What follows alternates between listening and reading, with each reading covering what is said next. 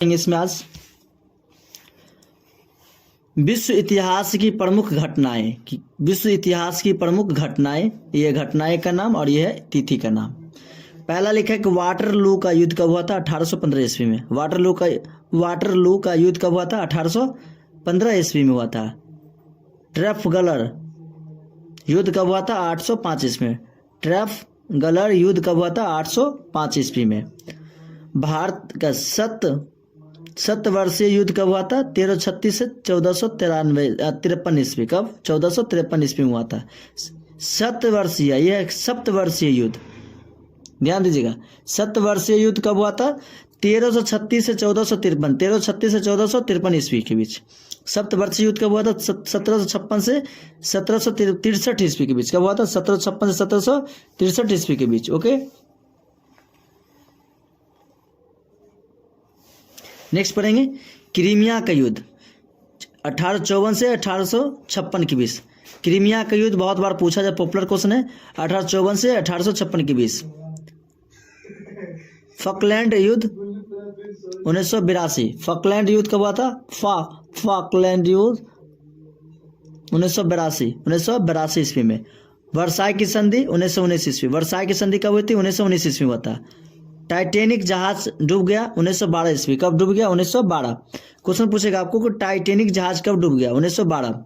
Napoleon की मृत्यु 1821। Napoleon की मृत्यु कब हुई थी? 1821 ईस्वी में। नेपोलियन की मृत्यु, आप हमें कमेंट करके बताएं कि भारत का नेपोलियन किसे कहा जाता है। पैगंबर मोहम्मद का जन्म कब हुआ था? 570 ईस्वी। 570 ईस्वी। हजरी संबत का प्रारंभ 622 ईस्वी। पैगंबर साहब की मृत्यु 632 ईस्वी। पैगंबर साहब का जन्म हुआ था 570 में, मृत्यु कब है? 632 ईस्वी में। लेनिन की मृत्यु 1924 ईस्वी। लेनिन की मृत्यु कब हुई थी?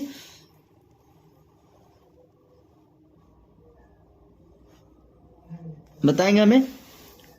पैगंबर साहब की मृत्यु हुआ था 632 ईस्वी में। लेनिन की मृत्यु 1924 ईस्वी में। चीन में गृह युद्ध कब हुआ था? 1928 ईस्वी। कब हुआ था? 1928 ईस्वी में हुआ था। अमेरिका में गृह युद्ध कब हुआ था? 1861 से 1865 के बीच। मैराथन का युद्ध 490 ईस्वी ईसा पूर्व। 490 ईसा पूर्व। अबरवेला का युद्ध 331 ईसा पूर्व। 331 ईसा पूर्व। प्रथम धर्म युद्ध 1095 से 99 के बीच। 1095 से 99 के बीच हुआ था प्रथम धर्म युद्ध।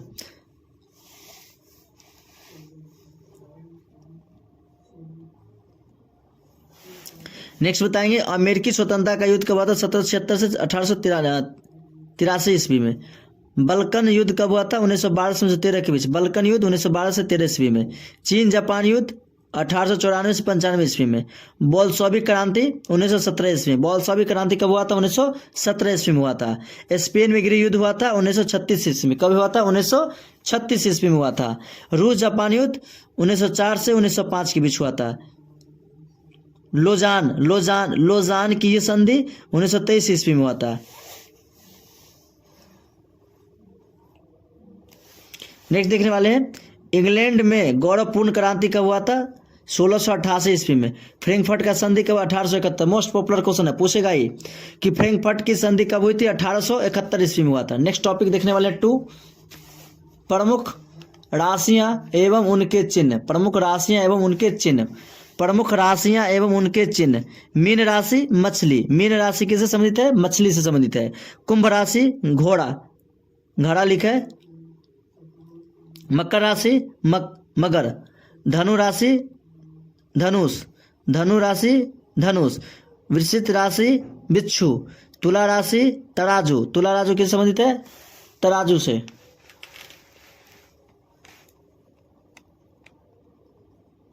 नेक्स्ट क्वेश्चन देख रहे हैं कन्या राशि लड़की।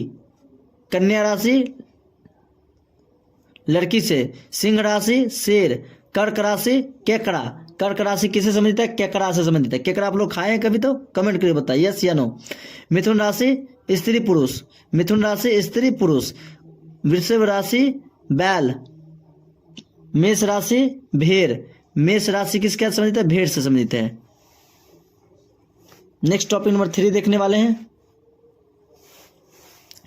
सूर्य से ग्रह का क्रम दूरी के अनुसार आकार के अनुसार। सूर्य के से ग्रहों का क्रम है, मतलब सूर्य से ग्रह के कौन कौन से क्रम में आते हैं, कौन सा ग्रह।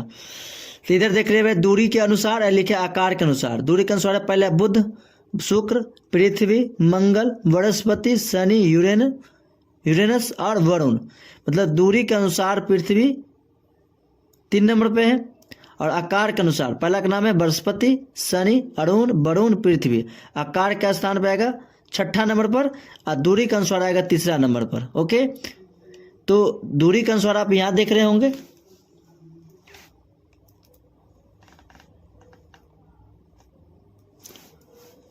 बुध, शुक्र, पृथ्वी, मंगल, बृहस्पति, शनि और यूरेनस। और उसके बाद एक वरुण है। जस्ट इधर देखेंगे बृहस्पति, शनि, अरुण, वरुण, पृथ्वी, शुक्र, मंगल और नीचे है आपका बुध। यहाँ देख रहे होंगे वरुण एवं बुध। नेक्स्ट टॉपिक नंबर देखने वाले 3, विश्व एवं भारत की प्रमुख झीलें। विश्व एवं भारत की प्रमुख झीलें। कैस्पियन सागर झील रूस तथा ईरान में है। सुपीरियर झील अमेरिका तथा कनाडा। सुपीरियर झील कहाँ है? अमेरिका तथा कनाडा। हुरॉन झील यूएसए तथा कनाडा में। मिशिगन झील संयुक्त राज्य अमेरिका। मिशिगन झील कहाँ है? संयुक्त राज्य अमेरिका। नेक्स्ट देखने वाले क्वेश्चन, वैकाल झील सोवियत संघ। वैकाल झील कहाँ है? सोवियत संघ में। सुडोल्फ झील कहाँ है? केन्या। सुडोल्फ झील कहाँ है? केन्या में। टीटीकाका झील कहाँ है? पेरू बोल्विया में। टीटीकाका झील कहाँ है? पेरू बोल्विया में।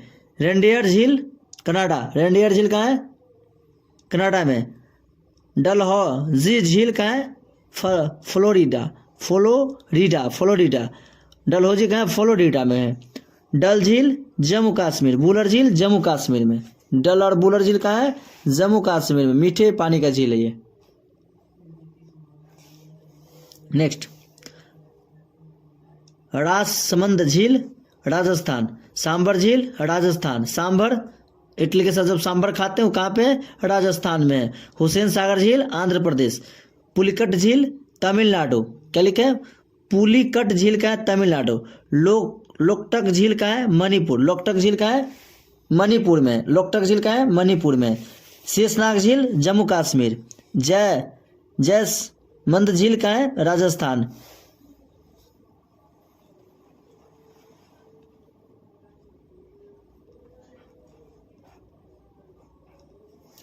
नेक्स्ट क्वेश्चन देखने वाले हैं, डिंडवाना झील राजस्थान। देवताल झील उत्तराखंड। कोलेरू झील आंध्र प्रदेश में। चिल्का झील उड़ीसा। बहुत कुछ खारा पानी की झील का है? उड़ीसा। चिल्का झील का है? उड़ीसा में। ओके। लोनार झील महाराष्ट्र में। वेम्बनाड झील केरल। वेम्बनाड झील का है? केरल में है।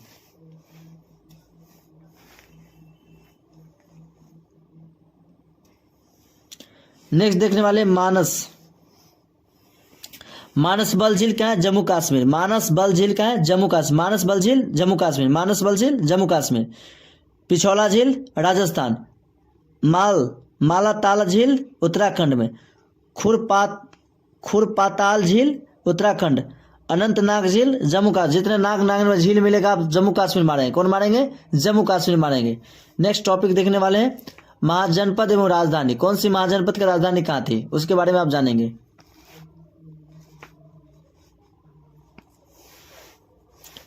क्या लिखा? महाजनपद एवं राजधानी। महाजनपद के नाम है और इधर राजधानी के नाम है। अंग का राजधानी कहाँ था? चंपा। अंग का राजधानी चंपा। अंग आप पूछेगा कि अंग महाजनपद की राजधानी कहाँ थी? तो चंपा। मगध का गिरिव्रज या राजगिरी। गिरिव्रज या राजगिरी। काशी का वाराणसी। काशी का वाराणसी। वत्स का कौशाम्बी। वत्स का कहाँ था? कौशाम्बी। वजी का वैशाली विदेह या मिथिला। वजी का नाम क्या था? वैशाली विदेह या मिथिला। कौशल क्या लिखा? कौशल का था? श्रावस्ती।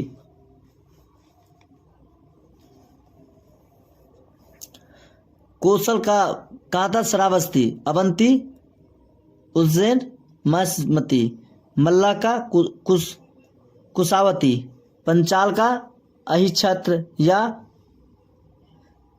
कंपीबल, चेदी का शक्तिमती, कुरु इंद्रप्रस्थ, कुरु का इंद्रप्रस्थ। आप हमें कमेंट कर बताएं कि इंद्रप्रस्थ का नया नाम अभी क्या है। मत्स्य का विराटनगर, कंबोज का हटक,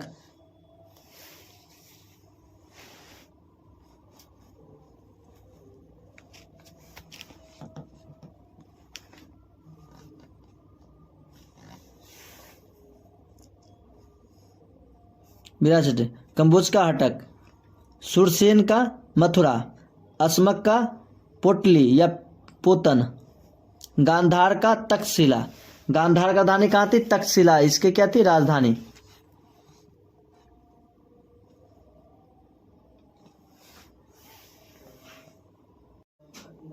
जय हिंद। आगे आशा करते कि आप लोग अच्छे होंगे, मस्त होंगे, स्वस्थ होंगे। तो आज आप देखने वाले हैं इस वीडियो के माध्यम से most VVI one liner objective question. आप कोई भी एग्जाम देते हैं, आपको यहाँ से 1-2 नंबर देखने को 110% गारंटी को मिलेगा ही मिलेगा। इसलिए आप लोग इस वीडियो को अंत तक देखेंगे और अपनी तैयारी में कुछ बेहतर से बेहतर करने की कोशिश करेंगे। आए आशा करते हैं कि आप लोग अच्छे होंगे। चलिए क्वेश्चन नंबर पढ़ते हैं। टॉपिक नंबर पढ़ते हैं। विश्व के प्रमुख खनिज एवं उत्पादक देश। क्या लिखा है? विश्व मतलब पूरे वर्ल्ड के प्रमुख मतलब पॉपुलर खनिज यानी मिनरल एवं उत्पादक देश का नाम बताएंगे। क्या लिखा है? खनिज और क्या लिखा है? उत्पादक देश। मतलब कौन से खनिज में कौन सा देश नंबर 1 स्थान पर है। लोहा में चीन और ऑस्ट्रेलिया, चीन और ऑस्ट्रेलिया। तांबा में चिली चीन। तांबा में कौन प्रथम स्थान में कौन है? चिली। या सेकंड स्थान में कौन है? चीन है। मैंगनीज में कौन सा है? चीन दक्षिण अफ्रीका, चीन दक्षिण अफ्रीका। बॉक्साइड में ऑस्ट्रेलिया और चीन। बॉक्साइड आप किसका? एक से आप कमेंट करके हमें बताएं।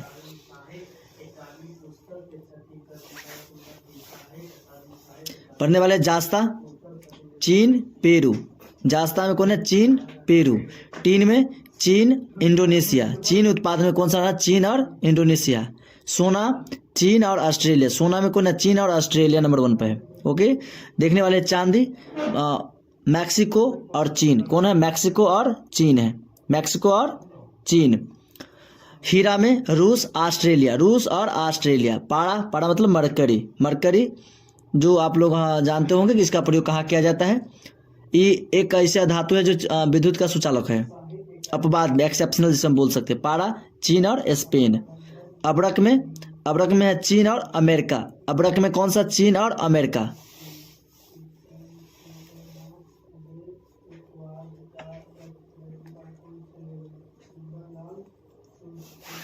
नेक्स्ट देखेंगे यूरेनियम काजाकिस्तान कनाडा।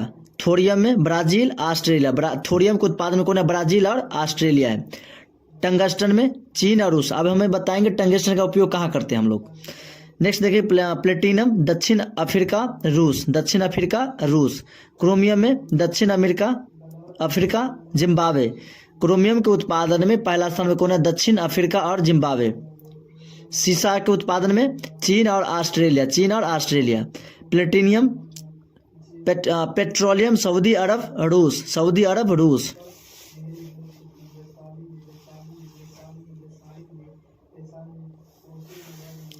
कोयला में चीन और अमेरिका। कोयला में कौन है? कोयला उत्पादन में चीन और अमेरिका है। विश्व के प्रमुख फसलें एवं उत्पादक देश, मतलब वो तक खनिज था और ये सेकंड टॉपिक देख रहे हैं। विश्व की प्रमुख फसलें एवं उत्पादक देश, फसल का नाम है और ये क्या लिखा? उत्पादक का नाम है। ओके। तो चावल में चीन भारत। पहला नंबर पर चावल उत्पादन में कौन सा देश आता है? चीन। और दूसरा क्या आता है? भारत। ऊन उत्पादन में चीन ऑस्ट्रेलिया। ऊन उत्पादन में चीन और ऑस्ट्रेलिया। गेहूं उत्पादन में चीन और भारत, मतलब चावल और गेहूं खाद्यान्न फसलें में पहला स्थान पर कौन है? चाइना। और दूसरा स्थान में कौन है? अपना देश भारत। तो आई होप याद रखेंगे। नेक्स्ट क्वेश्चन देखेंगे।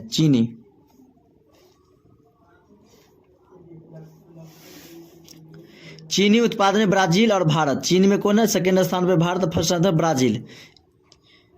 मक्का संयुक्त राज्य अमेरिका और चीन, संयुक्त राज्य अमेरिका और चीन। दूध में भारत नंबर 1 पर है, संयुक्त राज्य अमेरिका सेकंड स्थान। तिलहन फसल ब्राजील चीन। तिलहन मतलब जितने में दाल जो तिलहन मतलब हुआ तेल वाले। Coffee Brazil Colombia. कॉफ़ी उत्पादन में कौन है? पहला स्थान ब्राजील है, दूसरा स्थान है कोलंबिया है। मूंगफली में चीन भारत, चीन और भारत।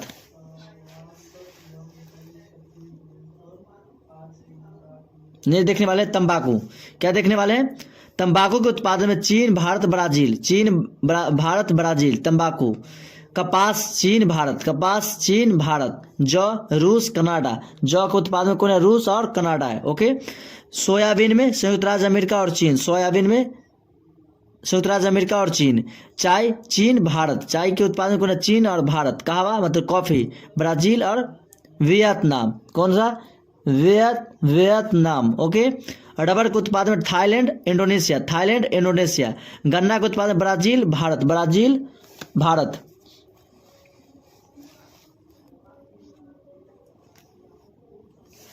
कौन है? गन्ना में ब्राजील और भारत। अब हमें बताएंगे कि सबसे ज्यादा गन्ना कौन सी राज्य उत्पादन करते हैं, सबसे ज्यादा चीनी मिल कौन बना किसके पास है? आप कमेंट कर हमें बताइए। और आखिरी में हम बताएंगे क्वेश्चन दोनों का। नारियल का इंडोनेशिया फिलीपींस। केला में भारत और इक्वाडोर। ओके। फसल तथा सब्जी में ब्राजील और भारत, फसल तथा सब्जी में कौन है? ब्राजील और भारत। नारंगी में संयुक्त राज्य अमेरिका, नारंगी में कौन सा है? संयुक्त राज्य अमेरिका है।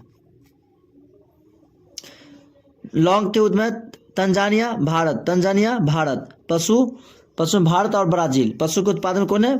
भारत और ब्राजील।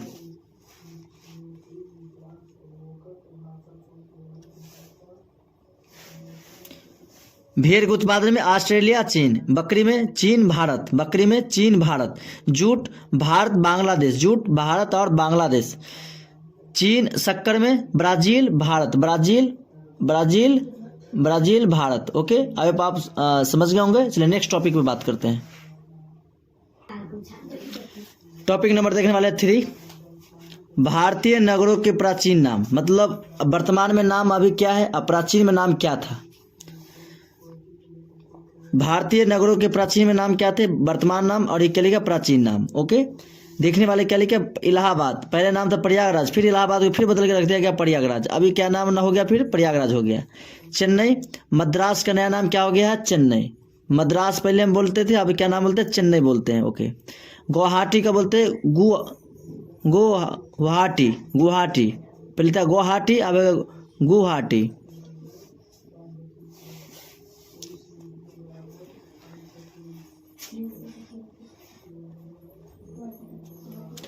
नेक्स्ट देखने वाले हैं कालीकट, कोझिकोड, लखनऊ। पहले नाम क्या था? लखनऊती, अब क्या हो गया है? लखनऊ। पाटलिपुत्र हो गया, क्या नाम हो गया? पटना। पाटलिपुत्र, पटना के पहला नाम क्या था? पाटलिपुत्र, अब उसका नाम क्या हो गया? पटना। अब पटना का नाम पटना ही क्यों पड़ा? आप हमें कमेंट करके बताएंगे। क्या लिखा? पंजिम, अब हो गया पंजी, पहले था पंजिम, यह पंजी किसकी राजधानी है? आप कमेंट करके बताएं। फैजाबाद, साकेत, फैजाबाद का नया नाम क्या हो गया? साकेत।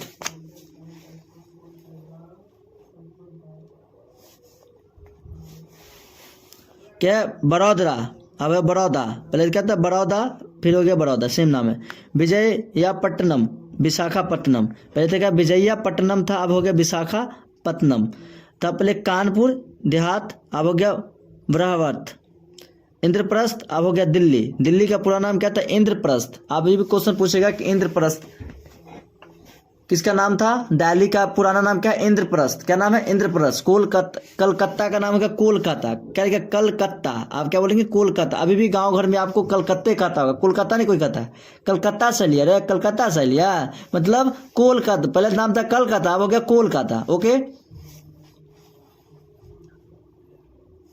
नेक्स्ट देखने वाले हैं क्वेश्चन अहमदाबाद, कर्णवती, अहमदाबाद कहता है कर्णवती। बम्बई, अब हो गया मुंबई, बम्बई, अब हो गया मुंबई। पूना, अब हो गया पुणे, पहले नाम क्या था? पूना, अब क्या नाम है? पुणे। किशनपुर हो गया आंसर रांची। बनारस, वाराणसी, अब क्या हो गया? वाराणसी, पहले तो क्या? बनारस, अब क्या हो गया? वाराणसी। पहले था बंगलोर, अब हो गया बेंगलुरु, पहले क्या था? नाम था बंगलोर, अब क्या हो गया? बेंगलुरु। नेक्स्ट टॉपिक देखने वाले हैं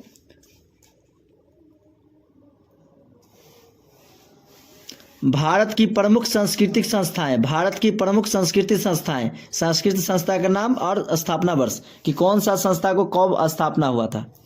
पहला है एशियाटिक सोसाइटी कोलकाता 1784 में, एशियाटिक सोसाइटी कोलकाता का 1784। सरस्वती महल पुस्तकालय तंजावुर कहाँ पर 1918 ईस्वी में। कब हुआ था इसका स्थापना? 1918 ईस्वी। कब हुआ था? 1918 ईस्वी में हुआ था। भारतीय नृत्य विज्ञान सर्वेक्षण 1945। कब हुआ था? 1945।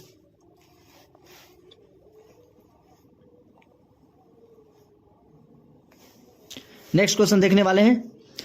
संगीत नाटक अकादमी नई दिल्ली 1953 ईस्वी में। ओके, लेकिन जस्ट देखने वाले क्वेश्चन, ललित कला अकादमी नई दिल्ली 1954। ललित कला अकादमी नई दिल्ली की स्थापना 1954 ईस्वी में हुई थी।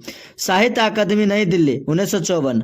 राष्ट्रीय आधुनिक कला दीर्घ 1954। कब हुआ था? 1954 में हुआ था। नेक्स्ट देखने वाले हैं राष्ट्रीय नाट्य विद्यालय नई दिल्ली 1959 ईस्वी। भारतीय पुरातत्व सर्वेक्षण नई दिल्ली 1961 ईस्वी में।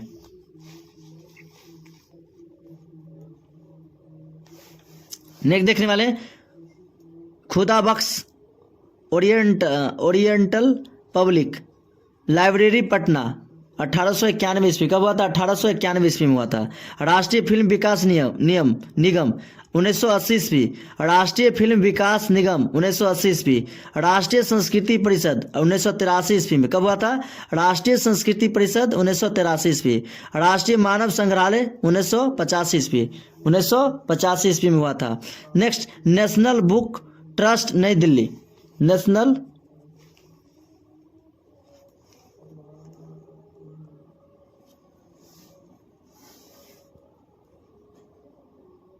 राष्ट्रीय संस्कृति परिषद 1983। राष्ट्रीय मानव संग्रहालय 1985। राष्ट्रीय मानव संग्रहालय 1985। इंदिरा गांधी राष्ट्रीय कला केंद्र 1985 ईस्वी। नेशनल बुक ट्रस्ट नई दिल्ली 1957। राष्ट्रीय अभिलेखागार 1991 ईस्वी। वैज्ञानिक औद्योगिक 1942 ईस्वी। कब आता? 1942 अनुसंधान है। भारत महोत्सव 1982। भारत महोत्सव की स्थापना कब हुआ था? 1982 ईस्वी में।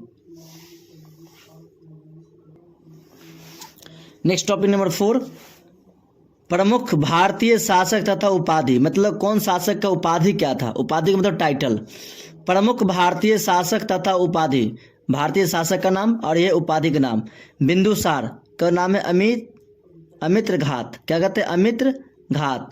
अशोका देवनाम प्रिय या प्रियदर्शी। किसका नाम है? देवनाम प्रिय प्रियदर्शी। क्वेश्चन आएगा आपका कि देव नाम प्रिय किसका नाम था या उपाधि था? तो आंसर मानेगा आप अशोक। अब प्रियदर्शी उसी का नाम है। समुद्रगुप्त भारत का भारतीय नेपोलियन। भारत का नेपोलियन किसे कहते हैं हम? समुद्रगुप्त को कहते हैं। किसे कहते हैं? समुद्रगुप्त को कहते हैं। नेक्स्ट देखेंगे चंद्रगुप्त प्रथम। महाराजा धीराज कहते हैं। चंद्रगुप्त का टाइटल क्या है? महाराजा धीराज। क्या नाम है? महाराजा धीराज। चंद्रगुप्त द्वितीय का नाम है विक्रमादित्य। उसी का नाम क्या है? विक्रमादित्य। चंद्रगुप्त प्रथम का नाम है महाराजा धीराज। चंद्रगुप्त द्वितीय का नाम है विक्रमादित्य। क्या नाम है? विक्रमादित्य।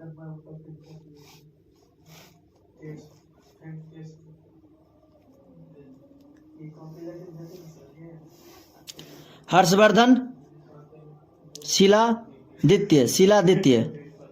कनिष्क देवपुत्र। कनिष्क का क्या नाम है? देवपुत्र। अब कहीं भी देवपुत्र का बात हो तो आप समझ गए कि किसके बारे में बात कर रहा है, तो कनिष्क के बारे में बात कर रहे हैं। ओके, देख रहे हैं कुतुबुद्दीन ऐबक, लाख बख्श या मलिक। कुतुबुद्दीन ऐबक। शिवाजी छत्रपति। शिवाजी का क्या नाम है? छत्रपति। टाइटल क्या नाम था? छत्रपति। बालाजी बाजीराव नाना साहेब। बालाजी बाजीराव का क्या नाम है? नाना साहेब। क्या नाम है? बालाजी बाजीराव नाना साहेब। जहांगीर शेख सलीम। क्या नाम है? शेख सलीम। बादशाह गाजी। औरंगजेब का ही नाम क्या था? बादशाह गाजी, उसी को कहा जाता है औरंगजेब का बादशाह गाजी।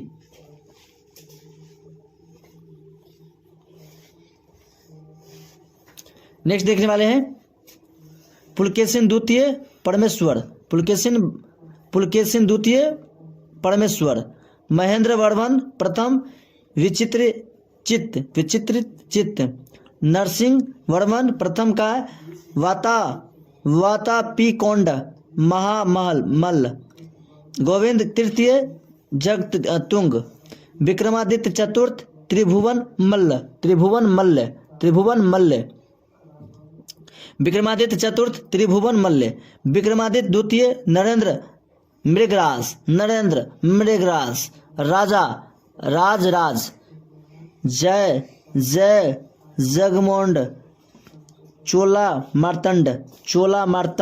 क्या नाम है? जय मगोंड चेला मार्तंड। आई होप आपको वीडियो अच्छा लगा हो तो लाइक शेयर कमेंट जरूर करिए। अब ऐसा वीडियो पाने के लिए आपका अपना चैनल KVS कोचिंग सेंटर अगर नए हैं तो लाइक शेयर कमेंट जरूर करिए। ओके बाय, मिलते हैं नेक्स्ट क्लास में।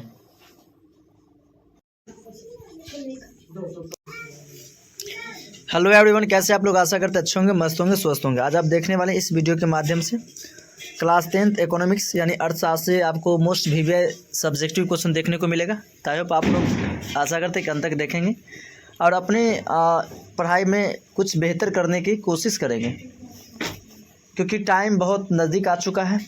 तो आई होप आप लोग भी लगे होंगे तैयारी करने में अच्छे से, जब्बर से, और अंत तक आपका तैयारी अच्छा हो उम्मीद करते हैं। और आपको उम्मीद में कुछ सहयोग हो तो आप इस वीडियो को देख सकें और अंत तक बने रहें। अगर इस चैनल पे आप नए हैं तो लाइक शेयर कमेंट जरूर करें। ओके चलते क्वेश्चन नंबर पढ़ते हैं हम 71 की ओर। इससे पहले आपको 70 क्वेश्चन आपको एक्सप्लेन कर दिया गया है, आप वहाँ से देख सकते हैं KVS कोचिंग सेंटर से।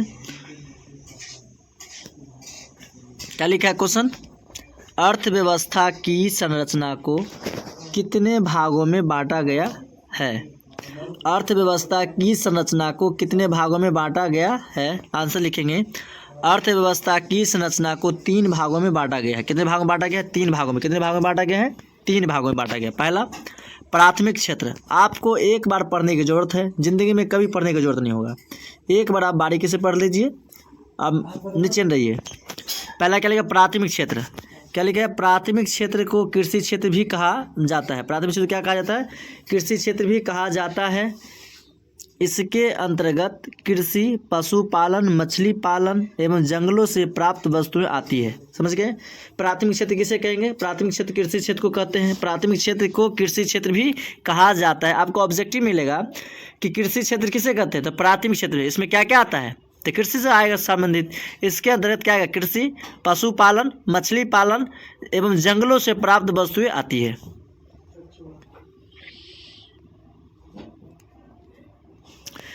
देखने वाले पॉइंट में 2 दिया हुआ है। द्वितीय क्षेत्र को औद्योगिक क्षेत्र भी कहा जाता है। द्वितीय क्षेत्र क्या कहा जाता है? औद्योगिक क्षेत्र भी कहा जाता है। इसके द्वारा खनिज व्यवसाय, निर्माण कार्य इत्यादि सभी आते हैं। क्या क्या आते हैं? द्वितीय क्षेत्र को औद्योगिक क्षेत्र भी कहा जाता है। इसके द्वारा खनिज व्यवस्था, निर्माण कार्य इत्यादि सभी आते हैं। क्वेश्चन C देखेंगे। तृतीय क्षेत्र को सेवा क्षेत्र कहा जाता है। इसके अंतर्गत बैंक एवं बीमा, परिवहन एवं संचार, व्यापार क्रियाओं को सम्मिलित किया जाता है। समझ गए? तृतीय को क्या कहते हैं? सेवा क्षेत्र कहते हैं।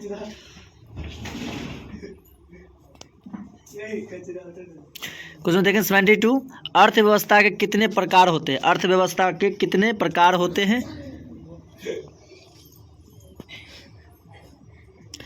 आंसर लिखेंगे अर्थव्यवस्था के 3 प्रकार हैं। पहला पूंजीवादी अर्थव्यवस्था। पूंजीवादी अर्थव्यवस्था जहां उत्पादन के साधनों का स्वामित्व निजी व्यक्तियों के पास होता है तो उसे पूंजीवादी अर्थव्यवस्था कहलाता है। क्या कहलाता है? पूंजीवादी अर्थव्यवस्था कहलाता है। यानी कि पूरी कंपनी का मालिक किसी पर्सनली आदमी हो, यानी एक व्यक्ति को हो, तो उसे हम पूंजीवादी व्यवस्था कहेंगे।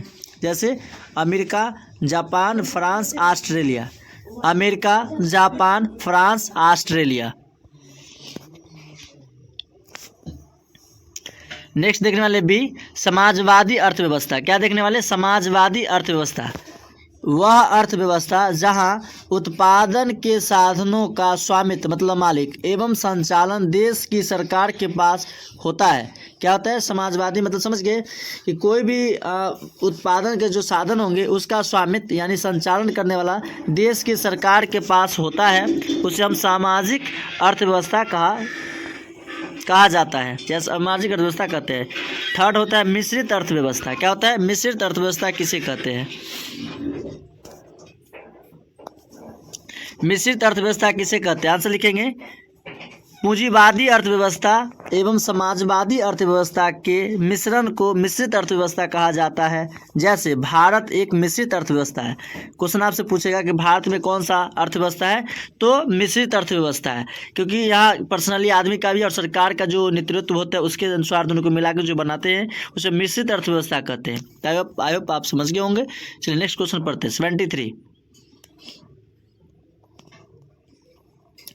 आर्थिक नियोजन से आप क्या समझते हैं? आर्थिक नियोजन से आप क्या समझते हैं?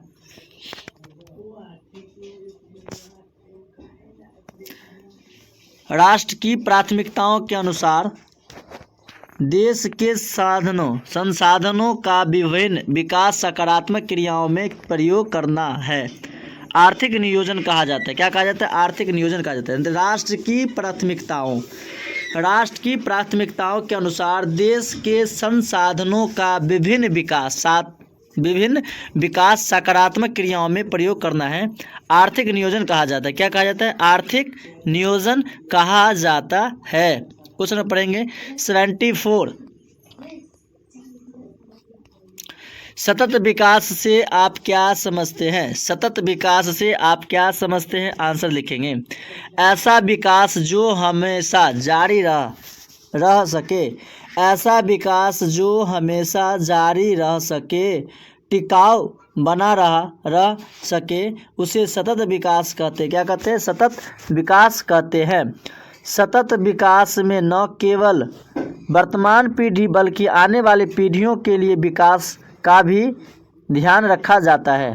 तो समझ गए कि सतत विकास से आप क्या समझते हैं? तो सतत विकास हम उसे कहेंगे ऐसा विकास जो हमेशा जारी रह सके, टिकाऊ बना रह सके, उसे सतत विकास कहते हैं। सतत विकास में न केवल वर्तमान पीढ़ी बल्कि आने वाली पीढ़ियों के विकास का भी ध्यान रखा जाता है।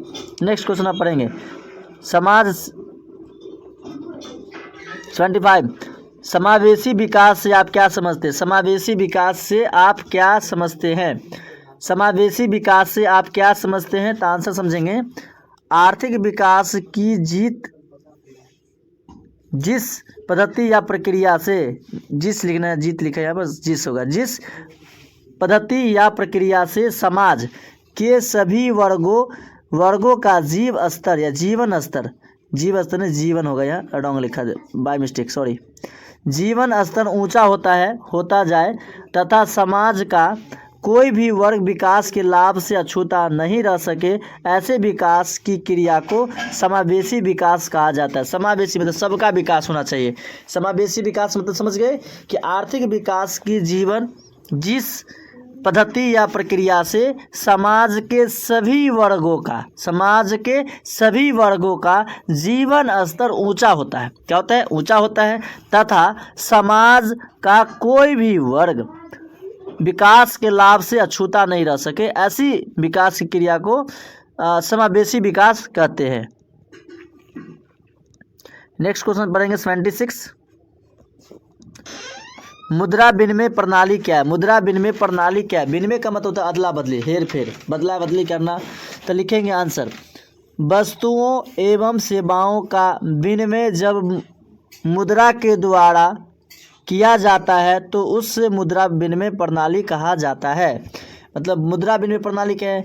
वस्तुओं एवं सेवाओं का विनिमय मतलब खरीद बिक्री, लेन देन, जब आप मुद्रा के द्वारा किया जाता है तो उसे मुद्रा विनिमय प्रणाली कहते हैं। जैसे हम एक कॉपी खरीदे और कॉपी के बदले हमको दुकानदार कॉपी दिया, उसको हम पैसा दिए, तो किससे लिए? पैसा से दिए, पैसा दिए उसे तो हमें सामान दिया। आप कोई भी सामान दुनिया के करते हैं, पैसा देते हैं आपको सामान देता है, पैसा नहीं दीजिएगा सामान नहीं मिलेगा। ठीक इससे पहले होता था वस्तु विनिमय प्रणाली, आप एक वस्तु दीजिए आपको दूसरा वस्तु देगा, लेकिन ऐसे आजकल नहीं, आजकल क्या है? मुद्रा विनिमय प्रणाली है। नेक्स्ट क्वेश्चन पढ़ेंगे 76, उपनिवेश किसे कहते हैं? उपनिवेश किसे कहते हैं? उपनिवेश किसे कहते हैं? तो आंसर लिखेंगे जब कोई भी देश किसी भी बड़े समृद्ध चली राष्ट्र के मतलब शक्तिशाली राष्ट्र के शासन के अंतर्गत रहता है और उसके समस्त आर्थिक एवं व्यावसायिक कार्यों का निर्देश एवं नियंत्रण शासन देश का होता है, तो ऐसे शासक देश का उपनिवेश कहा जाता है। अब इस बात का छोटा सी सिंपल से उदाहरण के माध्यम से आप समझ सकते हैं। जैसे कि एक बहुत बड़ा इंसान है, मान लीजिए मुझे समाज का एक राजा है और उसके नीचे बहुत सारा नौकर काम करते हैं, मतलब उसका देख रेख पूरा, मतलब उस पर समझ लीजिए कि पूरा अधिकार उसी का है। जैसे कि राजतंत्र था उस टाइम में ऐसे हुआ करता था, लेकिन आजकल क्या है? लोकतंत्र है, तो इसे कोई अपने आप में सब स्वतंत्र है, कोई किसी का गुलाम नहीं है, तो ये आजकल हम उपनिवेश नहीं कर सकते। इससे पहले जो होता था राजतंत्र था, उसमें उपनिवेश आप बहुत सारा देखने को मिलता, जो एक शक्तिशाली राजा या एक शक्तिशाली देश दूसरे कमज़ोर देश पर अपना अधिकार कर लेते थे और उस पर अपना शासन चलाते थे, उसे हम क्या कहते थे? उपनिवेश कहते थे। जब वही बात यहाँ भी लिखा गया कि जब कोई भी देश किसी भी बड़े समृद्ध या शाली राष्ट्र के शासन के अंतर्गत रहता है और उसके समस्त आर्थिक एवं व्यावसायिक कार्य का निर्देशन या नियंत्रण शासन देश का होता है। ओके, आप समझ गए होंगे। नेक्स्ट क्वेश्चन देखने वाले हैं 77, प्रति व्यक्ति आय से आप क्या समझते हैं? प्रति व्यक्ति आय से आप क्या समझते हैं? प्रति व्यक्ति आय से आप क्या समझते हैं? तो आंसर लिखेंगे राष्ट्रीय आय को देश की कुल जनसंख्या से भाग देने पर जो भागफल आता है उसे प्रति व्यक्ति आय कहा जाता है। कितना छोटी सी बात है कि प्रति व्यक्ति आय किसे कहते हैं? तो राष्ट्रीय आय को देश की कुल जनसंख्या से भाग देने पर जो भागफल आता है उसे प्रति व्यक्ति आय कहते हैं। नेक्स्ट क्वेश्चन देखेंगे आप 78 नंबर क्वेश्चन, राष्ट्रीय आय से आप क्या समझते हैं? राष्ट्रीय आय तो नेशनल इनकम क्या है? किसी देश में एक वर्ष की अवधि में उत्पादित सभी वस्तुओं एवं सेवाओं के मौद्रिक मूल्य के योग को राष्ट्रीय आय कहा जाता है। राष्ट्रीय आय किसे कहा जाता है? तो किसी देश में एक वर्ष की अवधि मतलब एक वर्ष के समय में यानी 365 दिन में उत्पादित जितने भी वस्तुएं उत्पादित हुए हैं, वस्तुओं एवं सेवाओं के मौद्रिक मूल्य के योग को राष्ट्रीय आय कहा जाता है। तब आप समझ गए होंगे कि राष्ट्रीय आय हम किसे कहते हैं। नेक्स्ट क्वेश्चन पढ़ेंगे 79 नंबर क्वेश्चन, क्या लिखा हुआ है कि मानव विकास सूचकांक से आप क्या समझते हैं? मानव विकास सूचकांक से आप क्या समझते हैं? आंसर लिखेंगे यहाँ पर, देखेंगे आप क्या समझते हैं। उत्तर, मानव विकास सूचकांक किसी भी देश के मानव के विकास के सूचकांक को मानव विकास सूचकांक कहा जाता है। इसे 3 सूचियां हैं, समझ गए कि मानव विकास सूचकांक किसी भी देश के मानव के विकास के सूचकांक को मानव विकास सूचकांक कहा जाता है। इसके प्रमुख 3 सूचक है, जीवन की आशा, शिक्षा प्राप्ति, जीवन स्तर। क्या क्या इसके मुख्य अंक कितने हैं? 3 हैं। कितने हैं? 3। कितने हैं रे छोटू? 3 हैं। जीवन की आशा, शिक्षा की प्राप्ति और जीवन स्तर।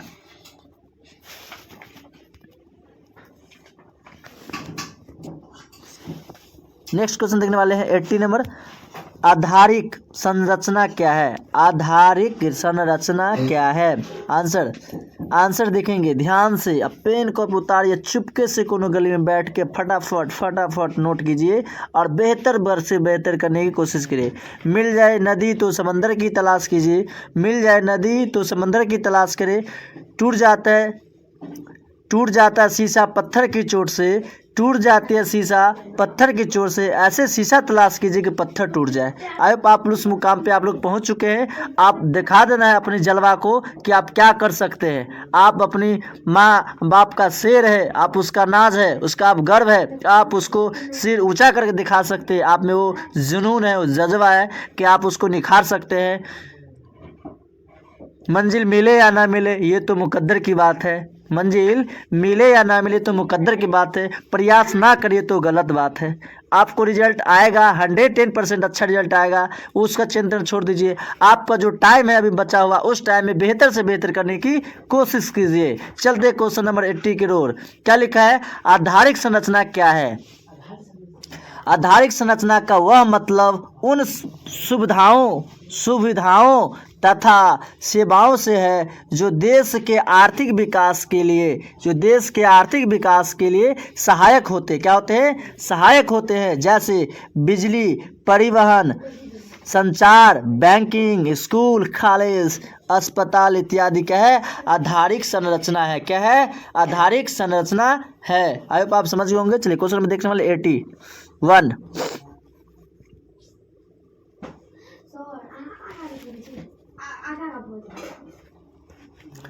क्वेश्चन नंबर 81 पढ़ने वाले। बीमारू राज्य से आप क्या समझते हैं? बीमारू राज्य से आप क्या समझते हैं?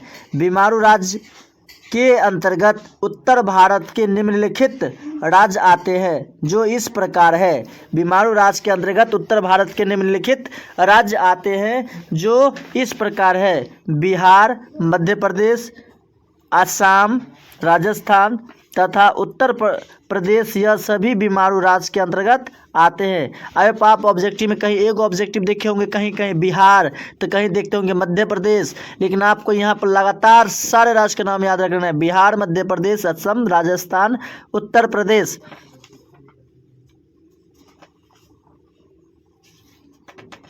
तो समझ गए। चलिए next question. Question number 81। Bihar के पिछड़ेपन के कारण क्या है? Question number 81। बिहार के पिछड़ेपन के प्रमुख कारण क्या है? पिछड़ेपन समझ गए, बिहार इतना पिछड़ा क्यों है अभी तक? तो आंसर लिखेंगे आर्थिक दृष्टिकोण से बिहार के पिछड़ेपन के प्रमुख कारण निम्नलिखित है। प्रमुख कारण क्या है? निम्नलिखित है। ऑप्शन नंबर ए, तेजी से बढ़ती हुई जनसंख्या। तेजी से बढ़ती हुई जनसंख्या।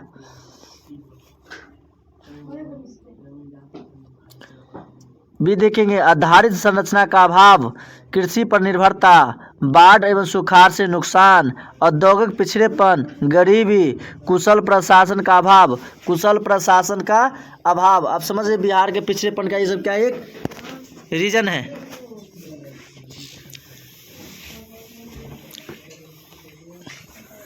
बिहार के पिछड़ेपन का क्या ये कारण है?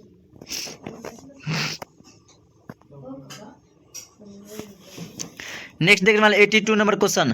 कृषि जनित उद्योग से आप क्या समझते हैं? कृषि जनित उद्योग से आप क्या समझते हैं? तो आंसर लिखेंगे ऐसे उद्योग जो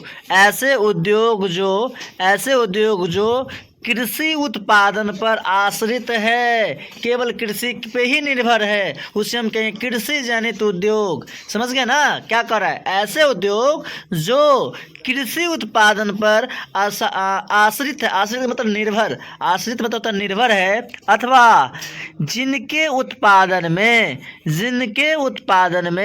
कृषि क्षेत्र से कच्चा माल आता है। कृषि से क्या आता है? कच्चा माल आता है, उसे कृषि जनित उद्योग कहा जाता है। जैसे आग से आम होना चाहिए, आग लेके रॉन्ग, सॉरी। आम से अचार बनाना, टमाटर से टमाटर सॉस बनाना। आप समझते होंगे कि क्या लिखा हुआ है कि कृषि जनित उद्योग जो कृषि पर निर्भर हो, ऐसे उद्योग को कृषि जनित उद्योग कहेंगे। जैसे आम से अचार बनाना, टमाटर से टमाटर सॉस बनाना, सॉस मतलब समझे चटनी, आप लोग जो चटनी खाते होंगे ना चटनी, वैसे बोलते सॉस, इंग्लिश में है सॉस, हिंदी में बोलते चटनी। नेक्स्ट क्वेश्चन पढ़ेंगे 83 नंबर क्वेश्चन, गरीबी रेखा से आप क्या समझते हैं? गरीबी रेखा से आप क्या समझते हैं? अगर आप दुनिया में अमीर बनना चाहते हैं तो एक ही तकदीर है आपको बदलने का, अमीर। शिक्षा, शिक्षा, वो शिक्षा से निगर दूध है, जो पिएगा वो दहाड़ेगा। आई होप आप पढ़ लेते हैं तो ज़िंदगी में सबसे बेस्ट कर लाएंगे, नहीं तो ऊपर भी बेस्ट कर लाएंगे, कोई दिक्कत नहीं है। लेकिन गरीबी रेखा से आप क्वेश्चन समझ रहे, गरीबी रेखा, गरीब कौन होते हैं? आप समझते हैं गरीब का हालत क्या होता है? चलेंगे पढ़ेंगे आंसर।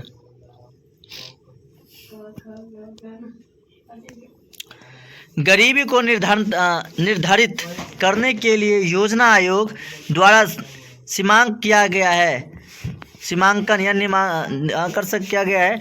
गरीबी रेखा के कैलोरी मापदंड पर आधारित है। ग्रामीण क्षेत्रों में 2400 कैलोरी तथा शहरी क्षेत्रों में 2100 कैलोरी प्रति व्यक्ति आय की निर्धारणता किया गया है। समझ गए ना गरीबी रेखा से किसे कहेंगे?